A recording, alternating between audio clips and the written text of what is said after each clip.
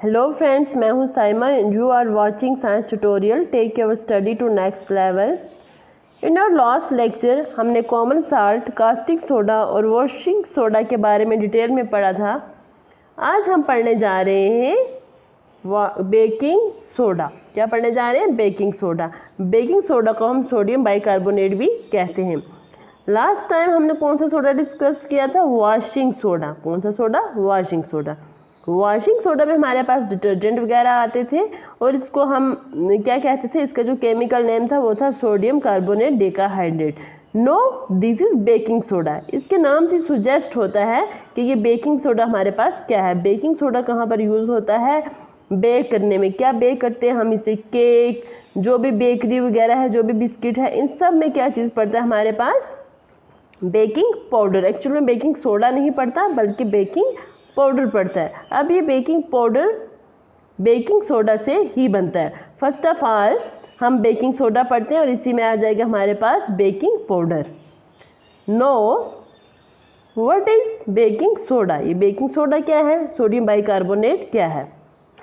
Baking soda इसका आ गया हमारे पास कॉमन नेम और सोडियम बाइकार्बोनेट हो गया इसका chemical name. No, chemical name हमारे पास क्या है बेकिंग सोडा का? सोडियम हाइड्रोजन कार्बोनेट और सोडियम बाइकार्बोनेट भी इसको कहते हैं। Chemical formula NaHCO3। Common name आ गया बेकिंग सोडा।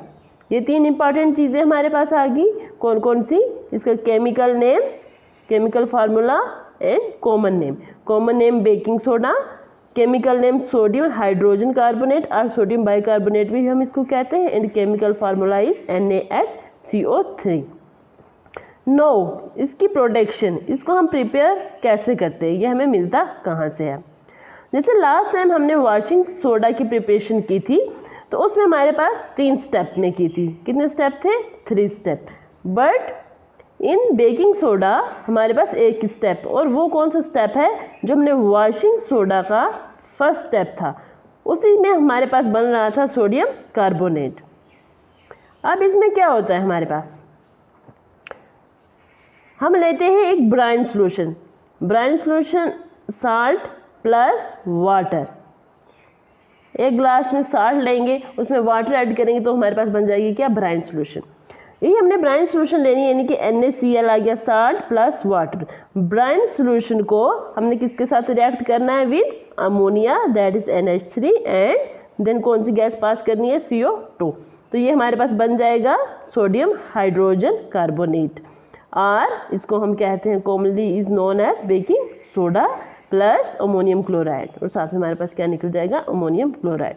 दस इसकी प्रिपरेशन बिल्कुल ही सिंपल है, जस्ट लाइक वॉशिंग सोडा की जो प्रिपरेशन थी उसके फर्स्ट स्टेप से। जिसने पीछे वाली वीडियो अभी तक नहीं देखी वो प्लीज़ पहले पीछे वाली वीडियो देखें, हमारा लास्ट वीडियो देखें, एंड देन हमारे आपके पास आ जाएगा बेकिंग सोडा।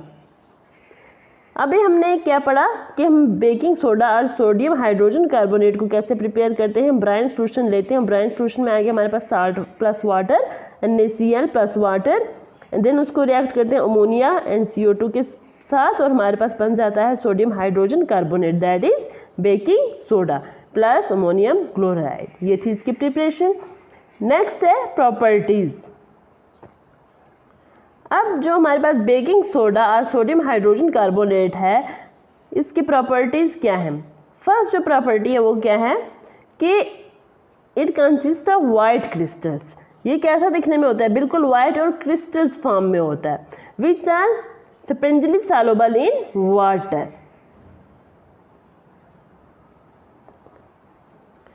क्या बताया मैंने कि हमारे पास जो सोडियम बाइकार्बोनेट होता है ये वाइट क्रिस्टल्स के फॉर्म में हमें मिलता है and sparingly soluble in water. Sparingly soluble होता है यानी कि जिसकी हमारे पास सॉल्युबिलिटी क्या होती है? लो होती है, उसको हम कहते हैं sparingly soluble in water.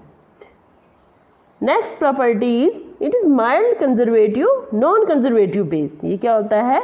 Mild base हो गया हमारे पास, यानी कि जो वीक बेस होते हैं। थर्ड है इसकी प्रॉपर्टी ऑन हीटिंग। जब हम इसको हीट करते हैं तो क्या होता है? जो बेकिंग सोडा होता है डिकम्पोज हो जाता है टू गिव सोडियम ये है हमारे पास बेकिंग सोडा, हमने इसको हीट किया, जब हम इसको हीट करेंगे ये डिकम्पोज हो जाएगा, अंडरगो डिकम्पोजिशन रिएक्शन, यानी कि a single product break into 2 or more, a single reactant break into 2 or more product. तो हमारे पास बेकिंग सोडा है, जब हम इसको हीट करते हैं तो ये डिकम्पोज होके हमारे पास 3 प्रोडक्ट बनाता है, that is sodium bicarbonate, carbon dioxide and water.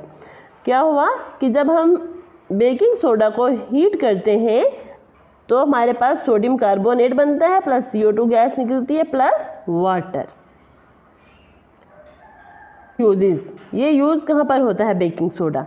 Baking soda use होता है, जो फर्स्ट इसके यूज़ लिखा हुआ यूज़ होता है एज अ एंटा एसिड। एंटा एसिड यानी कि एंटी एसिडिटी के तौर पर। जब हमें एसिडिटी हो जाती है, हमारे स्टोमिक के अंदर ज़्यादा HCl प्रोड्यूस हो जाता है, we feel irritation and pain, तो हम क्या करते हैं एंटी एसिडिटी और एंटा एसिड टेबलेट्स लेते हैं, जिससे क्या होता है वो उनमें एक्चुअल में बेस प्रेजेंट होता है और जो हमारे स्टोमिक में एसिड प्रेजेंट होता है वो उसको क्या कर देती हैं, न्यूट्रलाइज कर देते हैं।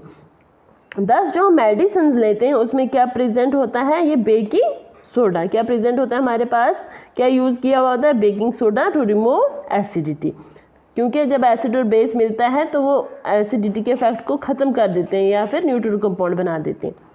जो सेकंड यूज़ है वो है क्या, use in making baking powder, baking powder बनाने में। ये हमारे पास एक बहुत ही इंपॉर्टेंट स्टेप है। बेकिंग सोडा अलग थिंग होती है और बेकिंग पाउडर अलग होता है।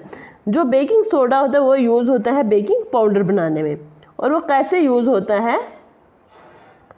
अब ये जो बेकिंग पाउडर है ये बनता कैसे है, ये हमने कहा बनता है सोडियम, ये हमारे पास बनता है सोडियम बाइकार्बोनेट से और बेकिंग सोडा से, दैट इज NaHCO3। अब जब ये हमारे पास बेकिंग सोडा को हम मिक्स करते हैं किसी भी एसिड के साथ, कौन से एसिड के साथ, एडिबल एसिड के साथ, वो एसिड होना चाहिए जो हम कंज्यूम करते हैं, ना कि आपने HCl और H2SO4 डाल दिया, ऐसा बिल्कुल नहीं करना। एडिबल एसिड में हमारे पास टार्टारिक एसिड आते हैं, सिट्रिक एसिड आते हैं और भी बहुत सारे आते हैं। तो इस एसिड से क्या निकलेगा, हमारे पास एसिड रिलीज़ करते हैं H+ आयन, वो H+ आयन कब रिलीज़ करते हैं, जब वाटर एक्वस सोल्यूशन में, यानी कि जब वो किस में मिक्सअप होते हैं, वाटर में। अब होता क्या है, ये प्रोसेस होता ये है कि हमारे पास बेकिंग सोडा प्लस जब हम एडिबल ऑयल डालते हैं कोई सा भी और एडिबल एसिड्स, तो ये इसके साथ रिएक्ट करता है and then in the presence of किसके प्रेजेंस में हमारे पास ये रिएक्ट करेगा, प्रेजेंस ऑफ रिएक्ट करेगा वाटर में। जब वाटर में रिएक्ट करेगा तो ये हमारे पास क्या रिलीज़ करेगा, CO2 गैस। और जो हमारा केक होता है और कोई भी बेकरी होती है वो सॉफ्ट और फ्लफी और स्पॉन्जी क्यों होती है, क्योंकि जो हमारे पास CO2 गैस है, जब हमारे पास CO2 हमने कहा कि बेकिंग सोडा डाला प्लस एडिबल एसिड था जो हमारे पास वो हमने लिया वो डाला, और जो बेकिंग केक के अंदर, या हम कह सकते हैं कि जो डो के अंदर, केक तो बाद में बना, डो के अंदर जो वाटर प्रेजेंट था ये वाटर के साथ मिलता है और CO2 गैस क्या होती है, निकलती है। जब CO2 गैस बाहर निकलती है, सपोज दिस इज केक, यह है हमारा केक, ये है केक। अब इसके अंदर हमने कहा CO2 बन रही है, ये CO2 जब बाहर जाती है तो ये क्या करती है, अपने साथ डो को ऊपर करती जाती है, और इसकी वजह से होता है जो हमारा केक सॉफ्ट और स्पॉन्जी बनता है और वो बहुत सा फ्लफ़ी हो जाता है, यानी कि फूल जाता है। अगर हम बेकिंग पाउडर नहीं डालते हैं अपने केक में और बेकरी में, जो हमारा केक है वो उतना छोटा ही रहेगा। अगर हम 5 kg आटा ले तो जो केक हमारा आएगा बिल्कुल छोटा सा ही होगा, और ये केक इतना बड़ा किसके वजह से होता है, is due to the baking powder की वजह से। और बेकिंग पाउडर में एक्चुअली क्या चीज़ होती है हमारे पास, वो होती है CO2। ये CO2 गैस जब बाहर जाती है, एयर में जाएगी, तो ये क्या करती है, साथ में केक को फ्लफ़ी बना देती है, फुला देती है, जो हमारा केक है वो बिग साइज़ का हो जाता है। और अगर हम सिर्फ बेकिंग सोडा ही यूज़ करते हैं केक में, तो हमारे पास केक जो होता है वो अच्छा नहीं होता, जो उसका टेस्ट होता है वो क्या होता है, बिटर। क्या होगा, बिटर। जबकि जो हम यूज़ करते हैं इसलिए हम क्या करते हैं उसमें एडिबल एसिड्स डालते हैं, ऐड करते हैं बेकिंग सोडा के साथ। और वन मोर थिंग कि जो हमारे पास बेकिंग सोडा और एडिबल ऑयल और कोई सा भी एसिड होगा वो तभी आपस में रिएक्ट करते हैं अगर हमारे पास वाटर प्रेजेंट होगा। हमने कहा था कि जो डो में वाटर प्रेजेंट होगा, जब ये दोनों चीज़ें हम डालते हैं तो वो क्या करता है CO2 प्रोड्यूस करता है। ये तभी आपस में रिएक्ट करते हैं जब हमारे पास वाटर प्रेजेंट होगा, और हम कह सकते हैं कि इन द प्रेजेंस ऑफ वाटर। अगर वाटर नहीं होगा या डो हमारा वेट नहीं होगा तो ये आपस में रिएक्ट नहीं करेंगे और जो है हमारे पास बेकिंग पाउडर वो नहीं बनेगा, वो फॉर्म नहीं होगा। वन मोर थिंग इज, एक और पॉइंट यहाँ पर याद रखने का है, वो ये है कि जो हमारे पास बेकिंग सोडा होता है, बेकिंग सोडा की अगर बात करें ये हमारे पास सिर्फ एक सिंगल कंपाउंड होता है, बेकिंग सोडा एक सिंगल कंपाउंड होता है। और जो हमारे पास बेकिंग पाउडर होता है इसमें कन्फ्यूजन होती है बेकिंग सोडा और बेकिंग पाउडर में, इसलिए मैं ये आपको बता रही हूँ कि बेकिंग सोडा सिर्फ अलग एक ही कंपाउंड होता है। जो हमारे पास बेकिंग पाउडर होता है वो होता है किसके मिक्सचर, बेकिंग सोडा प्लस साथ हम इसमें क्या लेते हैं कोई सा भी एडिबल एसिड, और ये आपस में रिएक्ट कब करते हैं, इन द प्रेजेंस ऑफ वाटर। ये चीज़ याद रखना कि जो हमारे पास बेकिंग सोडा है वो सिंगल कंपाउंड है और जो बेकिंग पाउडर है हमारे पास वो क्या है, is the mixture of baking soda and edible acids. Soda का है वो है यूज इन फायर एक्सटिंक्शन, आग बुझाने में ये कैसे काम आता है, कौन, बेकिंग सोडा हमारे पास।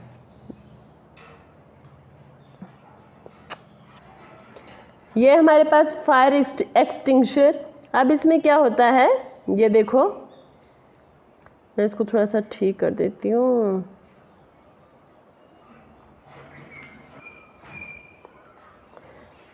इसमें हमने डाला सोडियम हाइड्रोजन कार्बोनेट की सोल्यूशन और बेकिंग सोडा सोल्यूशन और डाइल्यूट सल्फ्यूरिक एसिड इसमें डाला। जब हम इसकी नोजल को प्रेस करते हैं तो जो हमारे पास एसिड है वो यहाँ से निकल के यहाँ पर आ जाता है, सोडियम हाइड्रोजन कार्बोनेट सोल्यूशन के साथ मिक्स अप हो जाता है इस सोल्यूशन के साथ, और क्या यहाँ से निकलती है, यहाँ से निकलती है CO2। अब CO2 का प्रेशर और कार्बन डाइऑक्साइड गैस का प्रेशर इतना ज़्यादा होता है कि ये क्या करती है, ये यहाँ से बाहर हो जाती है, इस पाइप के जरिए बाहर निकलती है अलोंग विद दिस लिक्विड। और जो भी चीज़ बर्न हो रही होती है, सपोज कुछ चीज़ यहाँ पर बर्न हो रही होती है, इसके ऊपर एक ब्लैंकेट और लेयर से बना देती है, दस जो एयर की सप्लाई होती है वो रोक देती है। जब एयर की सप्लाई बंद होगी जो हमारे पास आग होती है वो क्या होती है, बुझ जाती है और बंद हो जाती है। ये था हमारे पास सोडियम सोडा एसिड और बेकिंग सोडा को हम कैसे यूज़ करते हैं एज अ फायर एक्सटिंग्विशर में।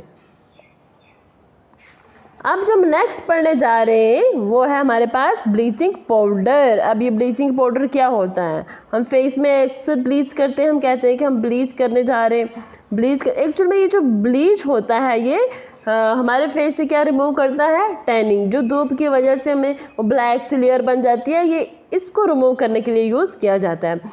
Before proceeding to the bleaching powder first of all we will discuss bleaching agent क्या होते हैं और डिसइंफेक्टेंट क्या होते हैं। अब ब्लीचिंग एजेंट किसको बोलते हैं, ऐसे सब्सटेंस जो किसको रिमूव करते हैं, कलर को, जो कलर को रिमूव करते हैं हम उसको क्या कहते हैं, ब्लीचिंग एजेंट। सपोज कभी क्या होता है हमारे कपड़ों में दाग धब्बे पड़ जाते हैं, हमने कपड़े भिगोते हैं और दूसरे कपड़े का कलर एक दूसरे को लग जाता है कपड़ों का कलर। अब उसको रिमूव करने के लिए हम किस में डालते हैं, ब्लीचिंग एजेंट में, उस ब्लीच में, और जिससे क्या होता है हमारे कपड़ों का वो कलर तो निकलता है लेकिन साथ में दूसरा भी निकल जाता है। लेकिन ये मोस्टली यूज़ होता है और बेस्ट होता है फॉर द वाइट क्लॉथ्स, उसमें जो भी हमारे पास स्टेन लगा या कोई कलर लगा वो इजीली रिमूव हो जाता है। सेकंड, डिसइंफेक्टेंट क्या होते हैं, डिसइंफेक्टेंट ऐसे केमिकल्स होते हैं which are use to kill bacteria और जर्म्स, जिससे हम बैक्टीरिया और जर्म्स को किल करने के लिए यूज़ किए जाते हैं। ये हो गया हमारे पास डिसइंफेक्टेंट। अब है ब्लीचिंग पाउडर के बारे में हम पढ़ते हैं। जो ब्लीचिंग पाउडर होता है इसका केमिकल नेम क्या होता है, कैल्शियम ऑक्सीक्लोराइड, कैल्शियम ऑक्सीक्लोराइड, और इसका केमिकल फार्मूला क्या होगा, CaO और Cl2, कैल्शियम ऑक्सीक्लोराइड। और ये जो ब्लीचिंग पाउडर है or calcium oxychloride is also known as chloride of lime, इसको हम क्लोराइड ऑफ लाइम भी कहते हैं। ये ब्लीचिंग पाउडर को हम प्रिपेयर कैसे करते हैं, इसकी प्रिपरेशन कैसे होती है? इसकी प्रिपरेशन बहुत ही सिंपल वे में होती है। इसको हम प्रिपेयर करते हैं by passing chlorine gas over slack lime. Slack lime हमारे पास क्या होता है? स्लेक लाइम होता है हमारे पास कैल्शियम हाइड्रोक्साइड CaOH2, जिसको हम चूना भी कहते हैं। अब कैल्शियम हाइड्रोक्साइड से जब हम क्लोरीन गैस को पास करेंगे तो हमारे पास आ जाएगा कैल्शियम ऑक्सीक्लोराइड और ब्लीचिंग पाउडर। Ca, ये हमारे पास Ca, यहाँ से एक OR ले लेगा और Cl2 को ले लेगा, बाकी बच गया हमारे पास H2 और O, वो यहाँ पर आ जाएगा वाटर। तो ये क्या बन गया? 10 हमारे पास प्रिपरेशन कैसे हुई ब्लीचिंग पाउडर की? Calcium oxychloride plus chlorine, chlorine gas pass की तो हमारे पास बन गया कैल्शियम ऑक्सीक्लोराइड। स्लेक लाइम से हमने क्या पास करनी है? क्लोरीन गैस, तो हमारे पास बन जाएगा calcium oxychloride, that is bleaching powder. No next है हमारे पास इनकी प्रॉपर्टीज। ब्लीचिंग पाउडर की प्रॉपर्टीज क्या होती हैं? ब्लीचिंग पाउडर जो हमारे पास होता है ये पाउडर की फॉर्म में होता है, इज अ वाइट पाउडर। ये क्या होता है हमारे पास? वाइट पाउडर की फॉर्म में। और इसमें से हमारे पास कौन सी स्मेल आ रही होती है? क्लोरीन। ये जो ब्लीच होती है इसमें ये यानी कि जो कलर रिमूव होता है ये किसकी वजह से होता है? ये क्लोरीन का ही सारा कमाल होता है, ये सब इसी की वजह से होता है। फर्स्ट प्रॉपर्टी क्या है हमारे पास? ब्लीचिंग पाउडर एक वाइट पाउडर होता है, यानी वाइट कलर का पाउडर फॉर्म में होता है और इसमें से क्लोरीन की स्मेल आती रहती है। सॉल्युबिलिटी, ये कोल्ड वाटर में सॉल्युबल होता है। Small insoluble portion always left was lime. और ये क्या होता है? हमने अभी बताया कि ये सॉल्युबल होता है कोल्ड वाटर में, लेकिन लास्ट पर एक थोड़ा सा वाइट कलर का बच जाता है। जो वाइट कलर का पोर्शन बचता है और इनसॉल्युबल हम कह सकते हैं इनसॉल्युबल पोर्शन बचता है, वो किसका होता है? लाइम का। थर्ड प्रॉपर्टी क्या है हमारे पास? थर्ड ये है कि जब कैल्शियम ऑक्सीक्लोराइड रिएक्ट करता है और मिलता है किसके साथ? एसिड के साथ, तो ये हमारे पास बनाता है calcium sulphate plus chlorine plus water.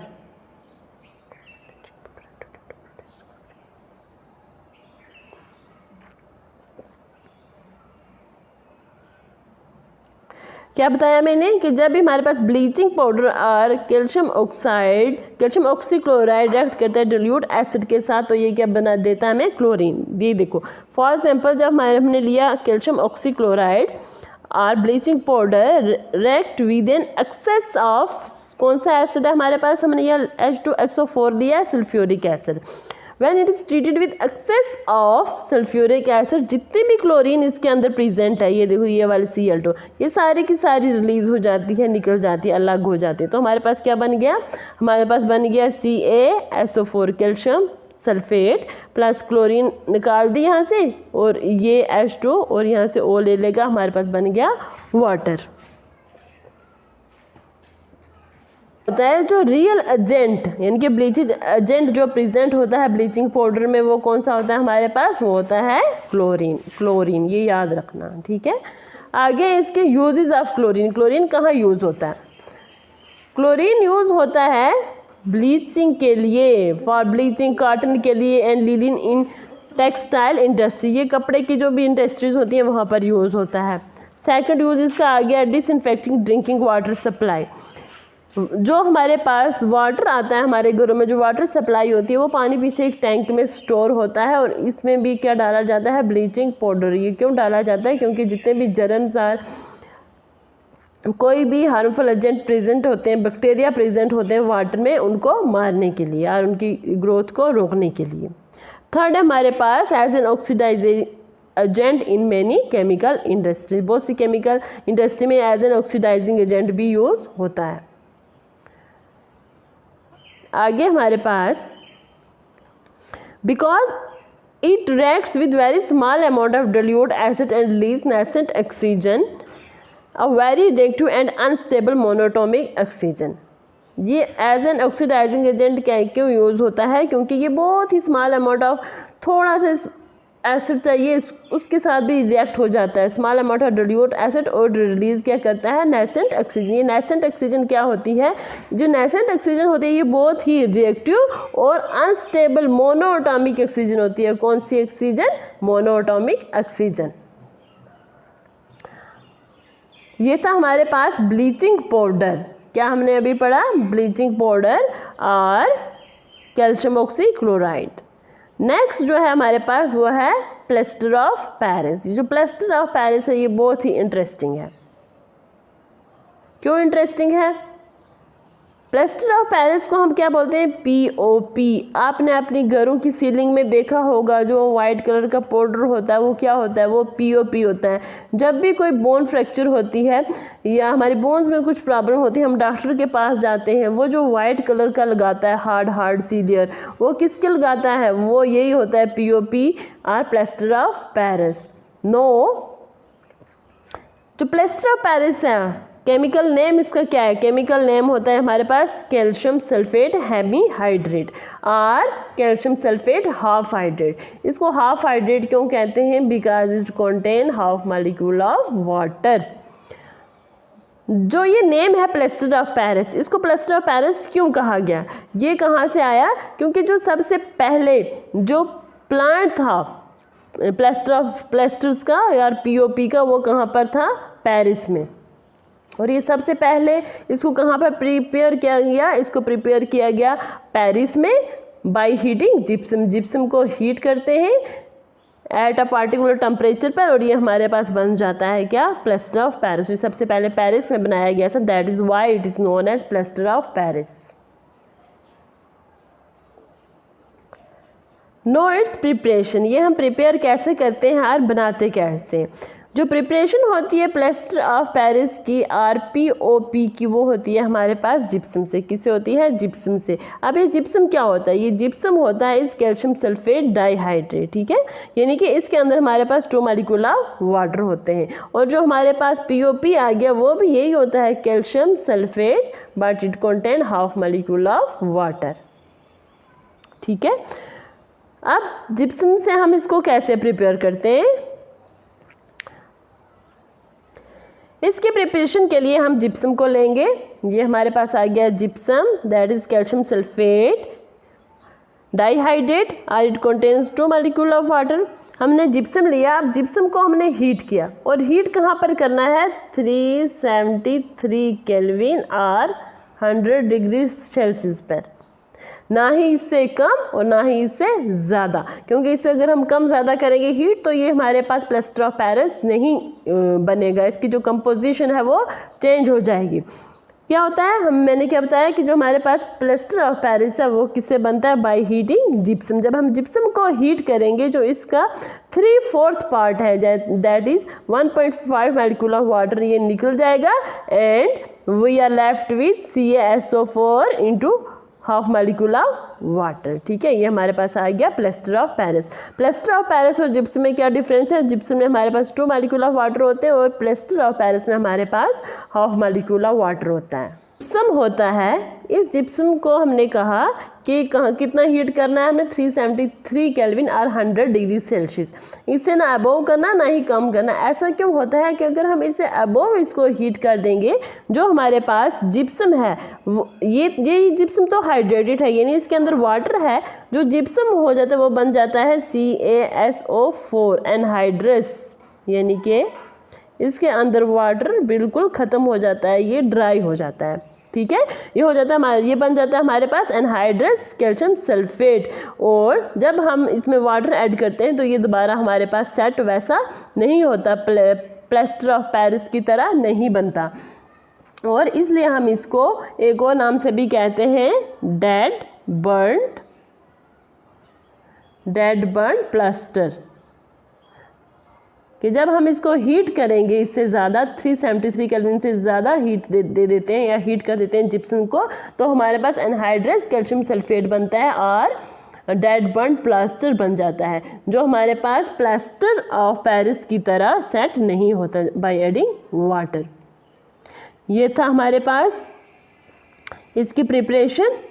और वन मोर थिंग, एक और चीज़ हमारे पास यहाँ, वो क्या है?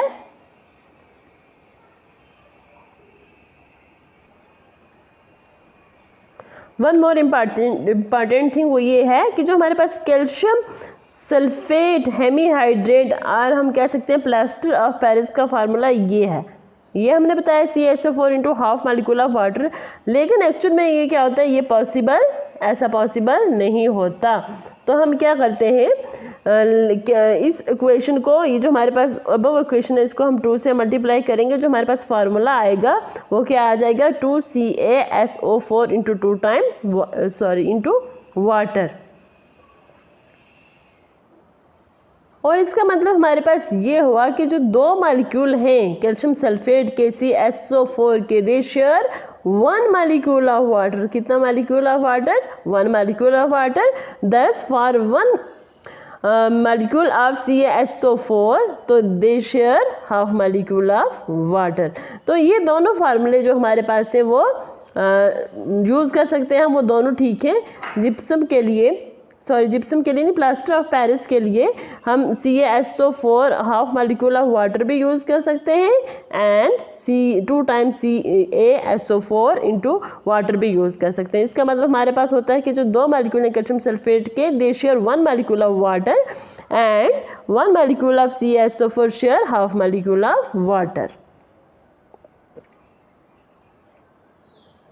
जो फार्मूला हमारे पास आया CaSO4 into half time water और 2 टाइम्स CaSO4 इंटू वाटर, ये दोनों क्या है, सेम थिंग है। नेक्स्ट है इसके properties. Plaster of Paris, first property क्या है हमारे पास, कि ये हमारे पास वाइट पाउडर होता है। सेकंड प्रॉपर्टी क्या है, इसकी एक खासियत ये भी हो जाती है कि जब हम इसको वाटर मिलाते हैं और इसको वेट करते हैं, ये एक हार्ड मास बना देता है। जब ये वाटर के साथ मिक्स होता है, कौन मिक्स होता है, plus gypsum CaSO4 into half molecule of water, gypsum एडोना सॉरी, ये था हमारे पास CaSO4 into half molecule of water. हमें किसकी प्रॉपर्टीज पढ़े, प्लास्टर ऑफ पेरिस की। प्लास्टर ऑफ पेरिस और POP में जब हम वाटर ऐड करते हैं तो ये हमारे पास क्या बन जाता है, अगेन जिप्सम। वो जो हार्ड मास होता है वो किसका होता है, जिप्सम का, that is calcium sulphate into 2 times water. आगे इसके यूजेस हमारे पास, ये जो प्लास्टर ऑफ पेरिस होता है ये कहाँ कहाँ पर यूज़ होता है। फर्स्ट है, it is use in hospital for setting fractures bone, fracture bones को सेट करने में यूज़ होता है। मेकिंग कास्ट इन डेंटिस्ट्री, वहाँ पर यूज़ होता है।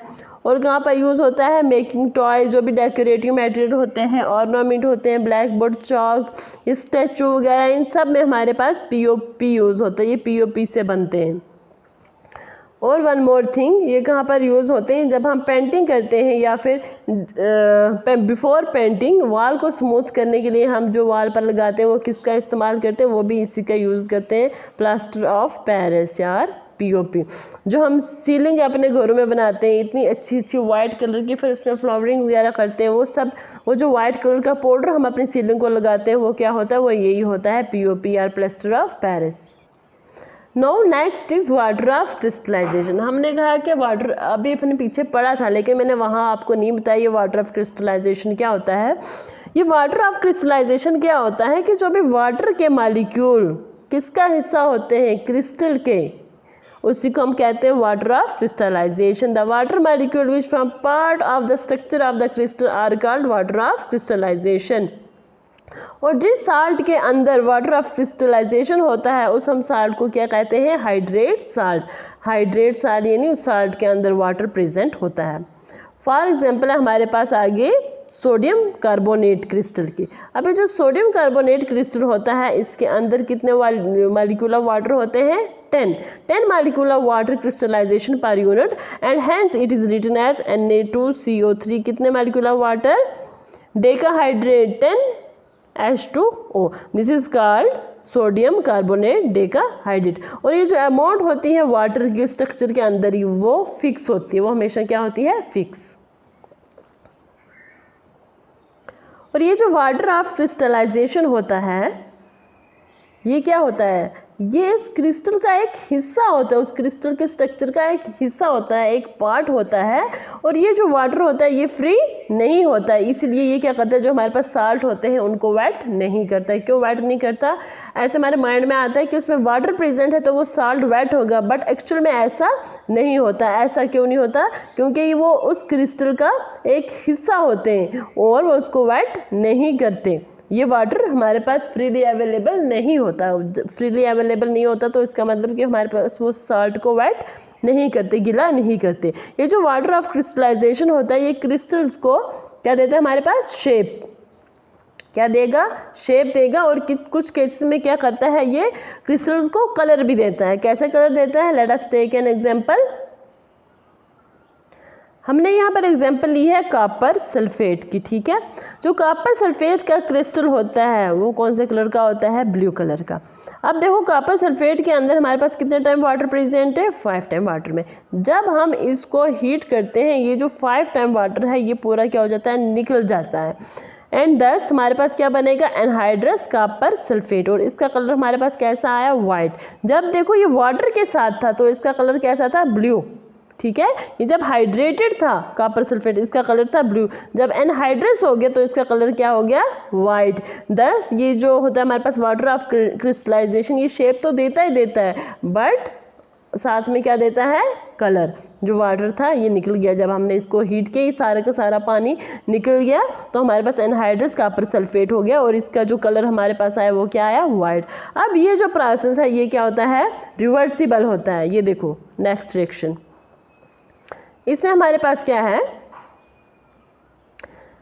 कॉपर सल्फेट क्या एनहाइड्रस कॉपर सल्फेट बन गया। जब हमने हाइड्रेटेड कॉपर सल्फेट को हीट किया था तो उसका पानी निकल गया, हमारे पास बना था एनहाइड्रस कॉपर सल्फेट। अब इसी एनहाइड्रस कॉपर सल्फेट जो कि वाइट कलर का था इसमें हमने वाटर ऐड किया तो हमारे पास बन जाता है hydrated copper sulphate, that is USO4 into 5 times water. Water है इसमें present, that's why it is known as hydrated copper sulphate. और जो इसका कलर वापस से आ गया, कौन सा आ गया? ब्लू। पहले वाइट था एनहाइड्रस में और जब हाइड्रस हुआ और पानी ऐड हुआ तो हमारे पास कौन सा कलर आ गया? ब्लू। तो आज हमने क्या पढ़ा? आज हमने पढ़ा बेकिंग सोडा के जो हमारा पास केक है, जो हमारे पास केक है वो इतना फ्लफी और स्पॉन्जी क्यों होता है? वो इसी बेकिंग सोडा यानी कि बेकिंग पाउडर की वजह से होता है, ठीक है। और सेकंड जो थिंग हमने पढ़ी वो हमने पढ़ी ब्लीचिंग पाउडर, कि हम वाइट कैसे होते हैं, हमारी टैनिंग कैसे रिमूव होती है, वो इस ब्लीचिंग पाउडर की वजह से होती है। इसमें हमारे पास ब्लीचिंग एजेंट जो मेन प्रेजेंट होता है वो कौन सा होता है? क्लोरीन, इसकी वजह से होता है। नेक्स्ट इसके बाद हमने क्या पढ़ा था? इसके बाद हमने पढ़ा था प्लास्टर ऑफ पेरिस POP के जो हमारे घर की सीलिंग होती है ये इतनी खूबसूरत क्यों होती है, और हमारी जो बोन होती हैं वो फ्रैक्चर जब हो जाती हैं, टूट जाती हैं, तो हम उनको कैसे ठीक करते हैं, उनको कैसे अलाइन करते हैं। एंड देन था water of crystallization. Water of crystallization क्या होता है? वाटर ऑफ क्रिस्टलाइजेशन क्या होता है कि जितने मालिक्यूल क्रिस्टल में प्रेजेंट होते हैं, उसकी क्रिस्टल के स्ट्रक्चर में प्रेजेंट होते हैं, उसको क्या कहते हैं? Water of crystallization. और इसके साथ ही हमारा आज का लेक्चर यहीं पर ख़त्म होता है और साथ ही साथ में आज ये जो यूनिट था एसिड बेस एंड साल्ट्स का ये भी ख़त्म होता है। और प्लीज़ मुझे कमेंट करके बताएं कि आज आपको सेशन कैसा लगा। आपको अगर हमारी वीडियो पसंद आई है तो then don't forget to like share and subscribe this channel. Thanks for watching me.